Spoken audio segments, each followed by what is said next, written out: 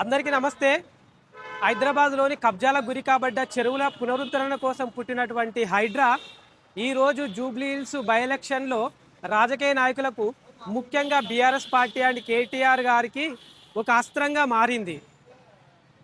ఒకవైపు సుమారు 50,000 కోట్ల విలువైన 923 ఎకరాల ప్రభుత్వ భూమిని తిరిగి స్వాధీనం చేసుకున్నటువంటి హైడ్రా, అదే హైడ్రాను పొలిటికల్ సర్కిల్లో రాజకీయ నాయకులు ఉప ఎన్నికల కోసం వాడుకొని ఒక బూచిగా చూపించి జూబ్లీ హిల్స్ ఓటర్లను భయభ్రాంతులకు గురి చేస్తున్నారు. నిజమే, హైదరాబాద్లో కొంతమంది ప్రజలు ఇండ్లు కోల్పోవడం అనేది వాస్తవం, అది బాధాకరమైన విషయమే. కానీ దానికి మూల కారణం ఎవరో ఒకసారి ఆలోచించాలి. Telangana remote sensing center data ప్రకారంగా హైదరాబాద్లో 2014 నుంచి 2023 వరకు, అంటే బీఆర్ఎస్ ప్రభుత్వం హయాంలో 171 చెరువులు కబ్జాకి గురి కావడం జరిగింది. అదేవిధంగా హైదరాబాద్ చుట్టుపక్కల హైదరాబాద్లో కూడా 2,000 ఎకరాల ప్రభుత్వ భూమి ఈ బీఆర్ఎస్ 10 ఏళ్ల పాలనలో ఆక్రమణకు గురైంది. ఈ ఆక్రమించిన చెరువులను రాజకీయ నాయకులు, అప్పుడున్న బిల్డర్లు, కబ్జాకోర్లు ప్లాట్లుగా క్రియేట్ చేసి ఈ అమాయకమైన ప్రజలకు అమ్మడం జరిగింది. అలాంటి అమ్మిన చెరువులలోనే ఈ ప్రజలు ఆ ఇళ్ళు కట్టుకోవడం జరిగింది. ఇప్పుడు ఆ చెరువులను పునరుద్ధరించే ఉద్దేశంతో కొన్ని గుడిసెలు, ఇళ్లను హైడ్రా తీసేయడం జరిగింది.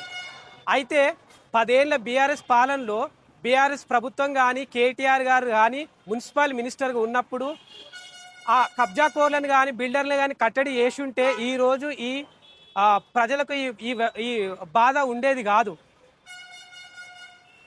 10 ఏళ్ల మీ పాలనలో బీఆర్ఎస్ 10 ఏళ్ల పాలనలో ఇన్ని చెరువులు కబ్జాలు కావడానికి మీ ప్రభుత్వ నిర్లక్ష్యం కాదా?